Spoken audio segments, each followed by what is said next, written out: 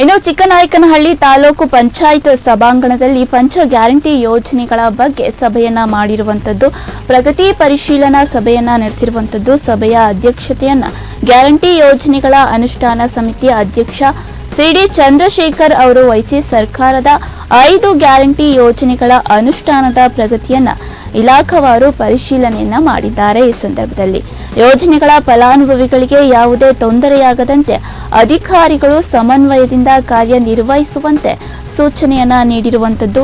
ಸಭೆಯಲ್ಲಿ ಟಿಪಿಒ ಸಿದ್ದರಾಜು, ತಾಲೂಕು ಪಂಚಾಯಿತಿ ವ್ಯವಸ್ಥಾಪಕ ಬಸವರಾಜು ಹಾಗೆ ವಿವಿಧ ಇಲಾಖೆಗಳ ಅಧಿಕಾರಿಗಳು ಹಾಗೂ ಗ್ಯಾರಂಟಿ ಸಮಿತಿ ಸದಸ್ಯರು ಉಪಸ್ಥಿತರಿರುವಂತದ್ದು. ಈ ಬಗ್ಗೆ ಮಾತನಾಡಿದ್ದಾರೆ, ನೋಡೋಣ.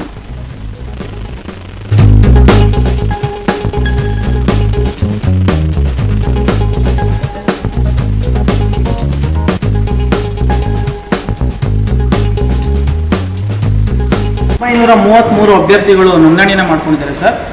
ಸೊ ನಮಗೆ ಏಪ್ರಿಲ್ ಅಂತ್ಯದವರೆಗೂ 756 ಫಲಾನುಭವಿಗಳಿದ್ದಾರೆ ಸರ್ ಚಿಕ್ಕನಾಯಕನಹಳ್ಳಿ ತಾಲೂಕಲ್ಲಿ. ಸೊ ನಮಗೆ ಏಪ್ರಿಲ್ 2026ರವರೆಗೂ DBT ಆಗಿದೆ ಸರ್. ಸೊ ಒಟ್ಟಾರೆ ಯೋಜನೆ ಪ್ರಾರಂಭವಾದಾಗಿನಿಂದ ಏಪ್ರಿಲ್ 2026ರವರೆಗೂ 2,17,86,000 ನಿರುದ್ಯೋಗ ಭತ್ಯೆ DBT ಆಗಿದೆ ಸರ್.